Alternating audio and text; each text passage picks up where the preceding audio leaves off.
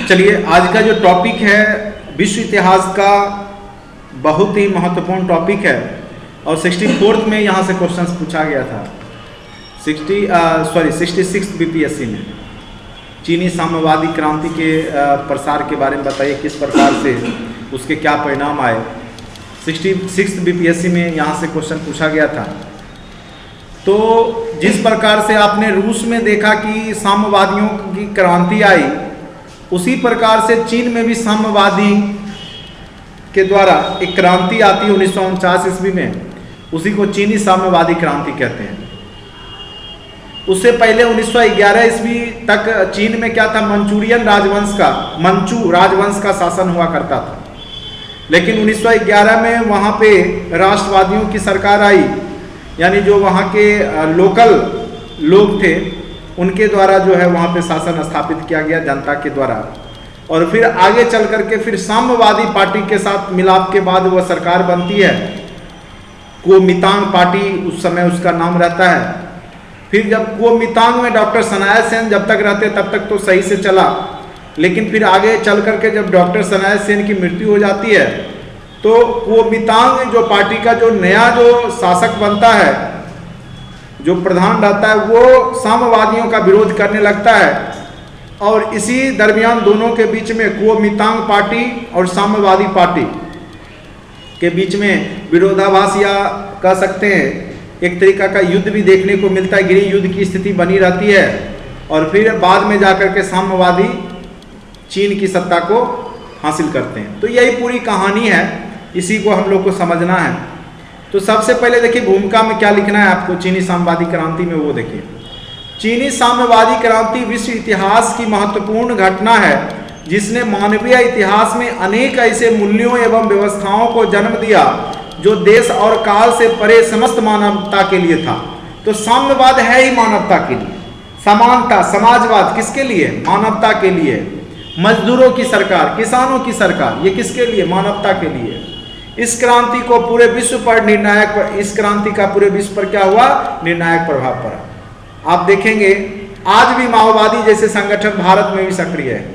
चीन में तो माओ से तुंग की जो माओवादी पार्टी है, लेकिन भारत में भी नक्सली क्या एक प्रकार का माओवादी पार्टी है, माओ से तुंग कम्युनिस्ट पार्टी, ये सब क्या है, वही माओ जो था उन्हीं के विचारधारा से प्रेरित है, माओ से तुंग के विचारधारा से प्रेरित है, इसीलिए उसको हम बोलते हैं माओवादी। ठीक है, तो इसका प्रभाव पूरे विश्व पे पड़ा, चीन पे पड़ा, वियतनाम, कंबोडिया, जो भी आप देखेंगे जो दक्षिण पूर्वी एशिया जैसे सब में इसका प्रभाव साम्यवादी पार्टी का, रूस में है, चीन में है, साथ साथ भारत में भी प्रभाव देखने को मिलता है आपको। तो इसका प्रभाव पूरे विश्व पर पड़ा, आप समझ गए। 20वीं सदी के प्रारंभ में दो साम्यवादी क्रांति देखने को मिलता है पूरे विश्व में। एक तो रूस की क्रांति जो कि आपको हमने अच्छे से पढ़ा दिया, वहां पे भी मजदूरों के द्वारा हुआ। दूसरा चीनी साम्यवादी क्रांति जो 1949 में हुआ, किसान और मजदूर दोनों के द्वारा हुआ। यहाँ पे दोनों ने मिलकर के यहाँ पे अपना संगठन बनाया और अपनी सरकार बनाई, साम्यवादियों की सरकार। अब देखिए विशेषता क्या था चीनी साम्यवादी क्रांति का, तो मजदूर के बजाय किसान क्रांति के केंद्र में थे। रूसी क्रांति में मजदूर केंद्र में थे, लेकिन चीनी क्रांति में किसान क्रांति के केंद्र में रहते। और इसमें देखा गया कि सशस्त्र लामबंदी, माओ से तुम कहता था कि जो आजादी है ना वो बंदूक के गोली से निकलता है। ठीक है, बंदूक के गोली से, अधिकार जो है बंदूक के गोली से निकलता है। और वो हर हमेशा शस्त्र का ही प्रयोग सिखाता था, वर्ग संघर्ष की बात करता माओ से तुम। और आज भी भारत जैसे देश में जो माओवादी है वो वही करते हैं, हथियार का उपयोग करते हैं, लूटपाट इस तरह के काम करते हैं और अपने अधिकार को रखते हैं या अपनी मांग को रखते हैं कि जो बरसों से दलित वर्ग है, जो शोषण का शिकार हुआ है, वो अपने अधिकारों के लिए बंदूक उठा लेते हैं। माओवादी आप सुनते होंगे कि माओवादी के द्वारा इतना सेना की हत्या कर दी गई, तो ये कर दिया गया, तो वो अपना एक अधिकार मांगते हैं, लेकिन तरीका गलत है, भारत उसको समर्थन नहीं करता है। तो यहाँ पर आप देखिएगा सशस्त्र लामबंदी देखने को मिला पूरे चीन में। गुरिल्ला युद्ध की पद्धति माओ से तुंग अपनाया था, और उसके माध्यम से जो राष्ट्रवादी नेता था बाद में चल करके राष्ट्रवादियों का विरोध किया। ऐसे पहले राष्ट्रवादियों ने साम्यवादियों को मार के कत्लेआम करके उसको बाहर भेज दिया था, लेकिन बाद में जब साम्यवादी जब मजबूती की स्थिति में आते हैं, फिर साम्यवादियों ने राष्ट्रवादी जो नेता सब था चियांग काई शेक, वो सबको मार पीट के भगा करके ताइवान भेज देता है, फार्मोसा द्वीप, उसी का नाम क्या है अभी ताइवान। और अमेरिका ताइवान को ही समर्थन देता है। शुरुआत में जब 1949 में जब चीन बना साम्यवादी देश, तो अमेरिका उसको समर्थन नहीं दिया। बाद में 1971 में जाकर के उसको देश के रूप में स्वीकारा अमेरिका, क्योंकि अमेरिका को डर है साम्यवाद से। अमेरिका कभी भी समर्थन चीन का साम्यवादियों का नहीं करता, इसीलिए वो राष्ट्रवादियों का समर्थन करता है। जो ताइवान, अभी भी आप विवाद में देखे होंगे कि अमेरिका की एक विदेश मंत्री ताइवान गई थी और उसने कुछ अटपटे बयान दिए थे, तो पूरे तनाव हो गया था चीन और अमेरिका के बीच में फिर से। तो ये सब इतिहास से जुड़ा हुआ है, ठीक है। तो चीनी साम्यवादी क्रांति के उदय के कारण, अब देखिए चीन में क्यों क्रांति हुआ, उसके क्या कारण थे, उसके स्तर पे आप लोग सबसे पहले समझिए। सबसे पहला है रूसी क्रांति का प्रभाव। इससे पहले रूस में जो क्रांति हुई और वहां पे साम्यवादियों का जो जीत हुआ, वो बहुत ज्यादा यहाँ पे चीनी जनता को प्रभावित किया। और जब चीन में पढ़ाया जाने लगा रूसी क्रांति के बारे में, तो फिर चीन के जो नवयुवक थे, जो युवा पीढ़ी थी, वो बहुत ज्यादा साम्यवादियों की तरफ आकर्षित हुई और वहां पे एक नया साम्यवादी पार्टी का निर्माण हो जाता है चीन में, जो आगे चल करके साम्यवादी क्रांति लाता है। तो यहां पे रूसी क्रांति का प्रभाव सबसे पहला कारण। दूसरा, पश्चिमी शक्तियों के प्रति असंतोष। आप देखेंगे कि चीन में पहले से जो है इंग्लैंड जो था, ब्रिटेन उस पर शासन कर रहा था और चीन को आपस में बांट रखा था, ब्रिटेन हो, फ्रांस हो, पुर्तगाली, जैसे भारत को भी बांट करके शासन कर रहा था। और वहां पे अफीम, जब उसको चीन से बहुत ज्यादा आयात करना होता था, खरीदारी चीन से, बहुत रेशम का हो गया, चीनी मिट्टी का बर्तन हो गया, ये सब यूरोपीय देश में बहुत ज्यादा डिमांड था। तो वहां पे उसका बाजार जो संतुलन था घाटे का था, क्योंकि इंग्लैंड बहुत ज्यादा चीन से आयात करता था, निर्यात कुछ भी कम ना के बराबर चीन में होता था। तो वही बाजार संतुलन बनाने के लिए जो घाटा जो हो रहा था उसको बाजार से, उसको नियंत्रण करने के लिए वो वहां पे अफीम बेचवाना शुरू कर दिया और अफीम का लत लगा दिया। बक्सर का युद्ध आपने सुना होगा, अफीम युद्ध चीन में हुआ था, ठीक है। तो पश्चिमी जो शक्ति था वो वहां पे अफीम बेच करके वहां के लोगों को क्या कर दिए थे, भ्रष्ट कर दिए। और वहां का जो मंचू राजवंश था वो अंग्रेजों का विरोध नहीं कर पा रहा था, ठीक है। तो वहां की आर्थिक स्थिति खोखली हो गई थी चीन का, ठीक है। तो ये भी बहुत बड़ा कारण था कि पश्चिमी शक्तियों के प्रति वहां की जनता में असंतोष आ गया। अब आ जाइए कुओमितांग, जो पार्टी 1911 के बाद बनी थी, उसका जो नेता जब तक सनाया सेन रहते हैं तब तक तो सही रहता है, लेकिन 1925 में जब इनकी मृत्यु हो जाती है डॉक्टर सनाया सेन की, उसके बाद जो कुओमितांग पार्टी का जो चियांग काई शेक जो बनते हैं, वो सही नेता नहीं रहते हैं, वो दूरदर्शी नेता नहीं थे और वो साम्यवादियों का ही विरोध करना शुरू कर देते। साम्यवादी जो, क्योंकि दोनों मिल करके वहां पे शासन स्टार्ट किया था। आगे घटना बताएंगे। उसके बाद शिक्षा का प्रसार वही बताए कि जब सनाया सेन का जब वहाँ पे सरकार आया कुओमितांग पार्टी शुरुआती दौर में, तो उसने शिक्षा का बहुत प्रसार किया। तो रूसी क्रांति और आसपास जो भी क्रांति हुआ था, तो उस सब के बारे में लोगों को जानकारी हुई थी, लोग पढ़ने लिखने लगे थे। तो वहाँ के युवा जो है अब अंग्रेजों का या बाहरी शक्तियों का विरोध करना शुरू कर दिए थे। उसके बाद माओ से तुंग का नेतृत्व मिल गया, आगे चल करके चीनी साम्यवादी पार्टी से वो जुड़ गए माओ से तुंग, और वो जो बोलते थे तो उससे बहुत ज्यादा जनता जो वहां की थी चीन की, वो आकर्षित होती थी, क्योंकि जो उस समय चीन की नीड था, जो जरूरत था, उसको कुओमितांग पार्टी पूरा नहीं कर रहा था। कुओमितांग पार्टी पूंजीवाद को समर्थन दे रहा, उद्योगपति, बिजनेसमैन जो होते हैं सेठ साहूकार, उसको समर्थन दे रहा था, जबकि वहां की जनता की मैक्सिमम संख्या किसानों की थी, मजदूरों की थी, उनको चाहिए था मदद, हेल्प चाहिए, वो कुओमितांग पार्टी नहीं कर रही थी बात।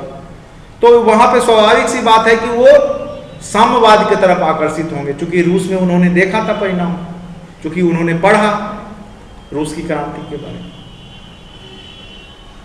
उसके बाद चीन का आर्थिक विकास, ठीक है, तो यहाँ पे जब डॉक्टर सनाया सेन का रहता है तो बहुत ज़्यादा आर्थिक विकास भी देखने को मिलता है, तो लोग जागरूक हो चुके थे।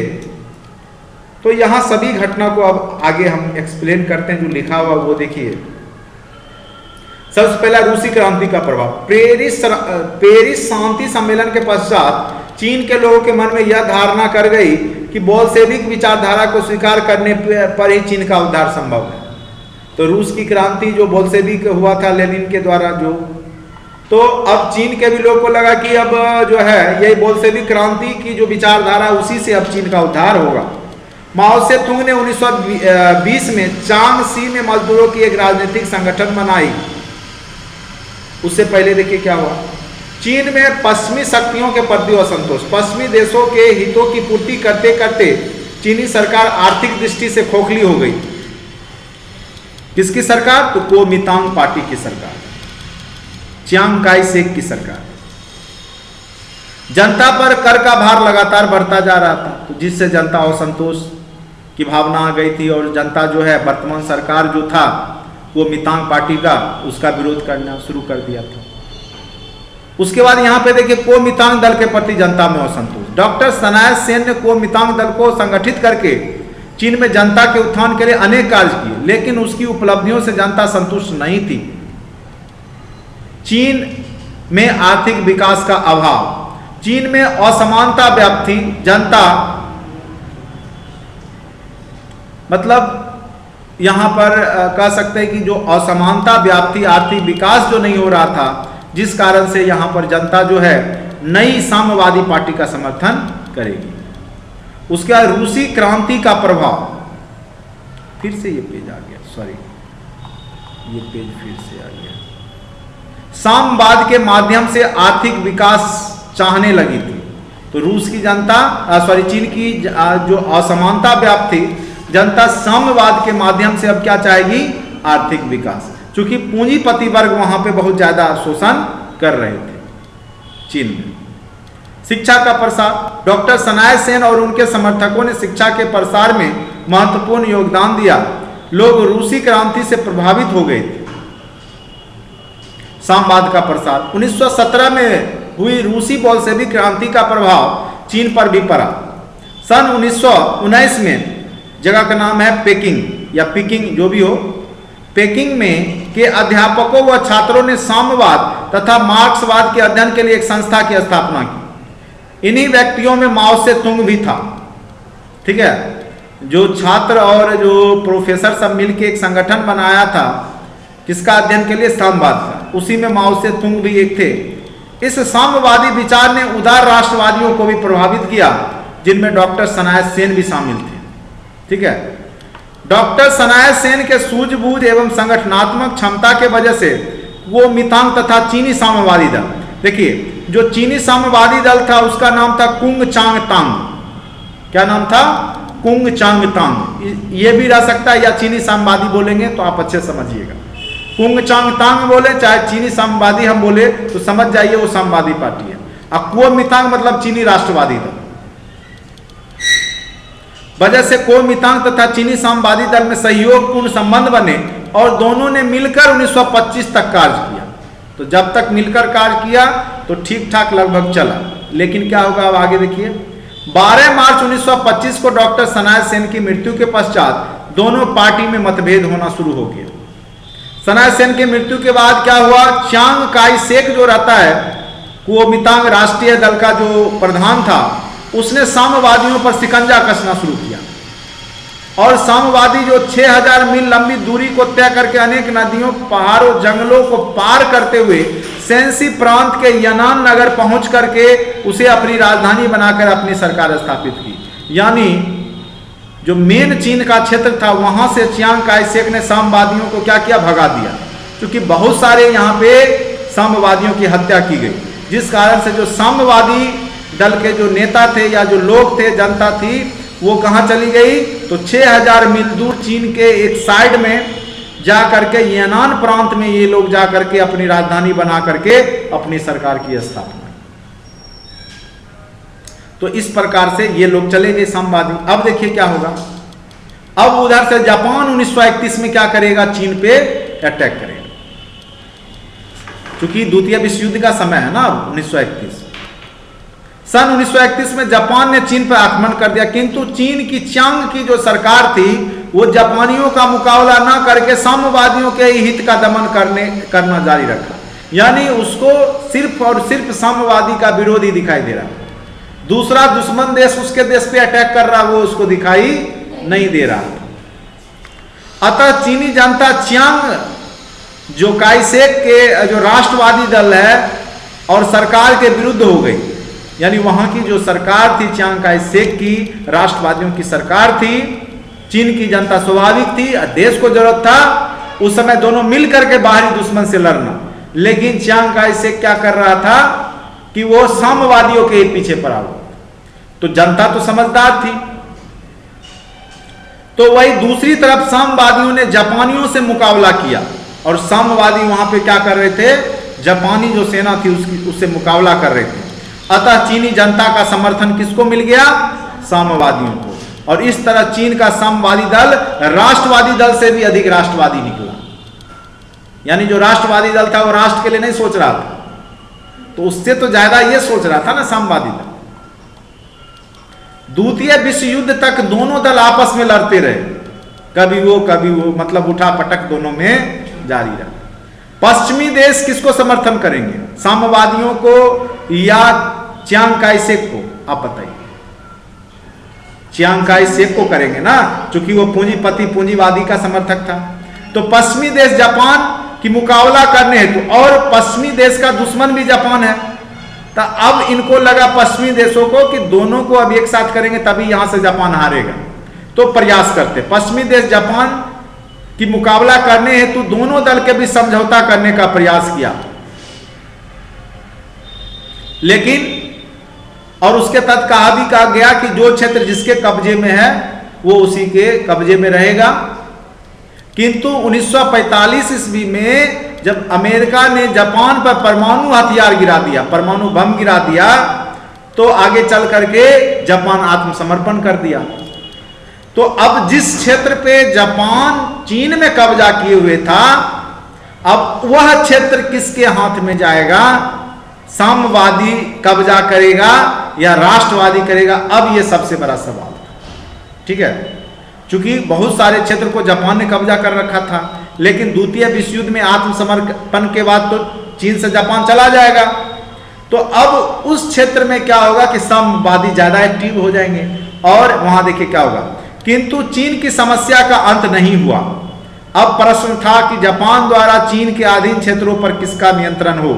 वस्तुतः जापानी नियंत्रण वाले क्षेत्र पर अधिकार को लेकर दोनों दलों के बीच चीन में संघर्ष छिड़ गई।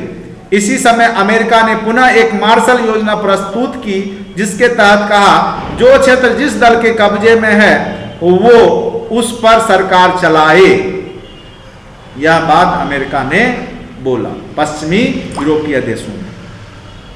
किंतु साम्यवादियों ने सशस्त्र हथियार उठाकर कार्रवाई करते हुए चीन के विभिन्न क्षेत्रों पर नियंत्रण स्थापित कर लिया, और चियांग की सरकार को भागकर कहां जाना पड़ गया, फार्मोसा द्वीप, जो कि अभी ताइवान के नाम से जाना जाता है। इस तरह चीन में 1949 में माओ से तुंग के नेतृत्व में साम्यवादी क्रांति सफल रही, और माओ से तुंग की पार्टी की सरकार 1949 में बनी। तो यही कहानी था चीन का, छोटा सा कहानी है। साम्यवादी की सफलता का क्या कारण था? पहला कारण क्या था, जो कुओमितांग दल था वो लोकप्रिय था, और लोकप्रिय और भ्रष्ट शासन था। वह पूंजीवादी और बिजनेसमैन को ही समर्थन देता था, किसान मजदूरों की बात नहीं करता था।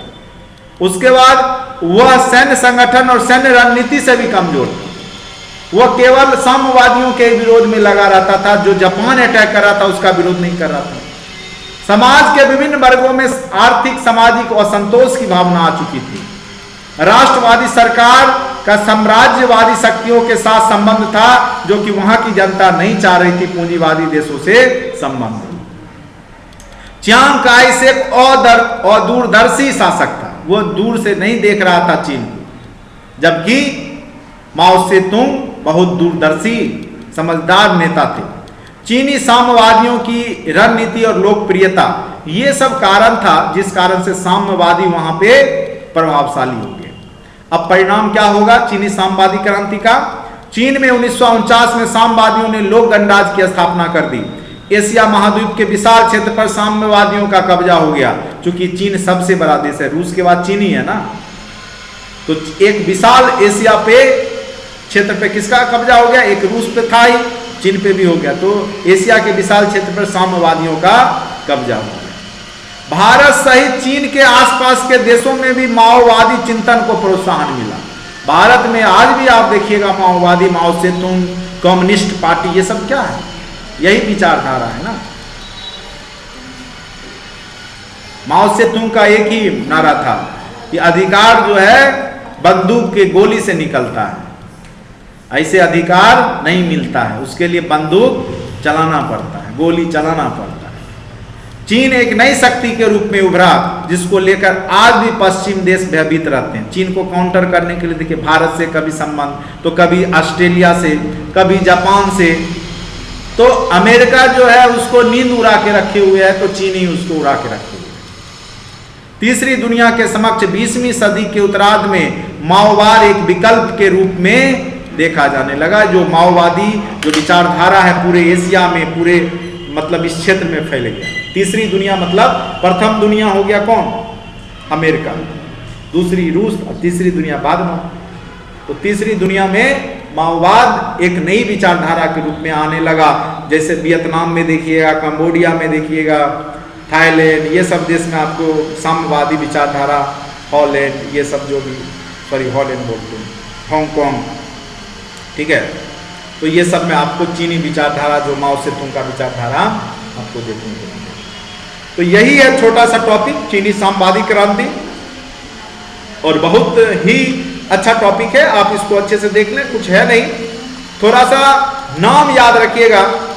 जैसे थोड़ा नाम अद्भुत है इसका, जैसे कुंग चांग तांग पार्टी, कुओमितांग पार्टी, चियांग काय शेक, माओ से तुंग, तो कम से कम डॉक्टर सनाया सेन, तो कुछ नाम याद रखिएगा, ठीक है। तो लिख लीजिएगा, 2-3 बार प्रैक्टिस कर लीजिए, तो मुझे लगता है आप लिख ही लेंगे। तो आज के लिए इस वीडियो लेक्चर में इतना ही। अगर आपको अच्छा लगता है तो चैनल को लाइक करें, सब्सक्राइब करें। पीडीएफ के लिए आप जो डिस्क्रिप्शन बॉक्स में लिंक दिया गया है वहाँ पे जाके ऐप डाउनलोड करें। आज के लिए इतना ही। Thank you so much.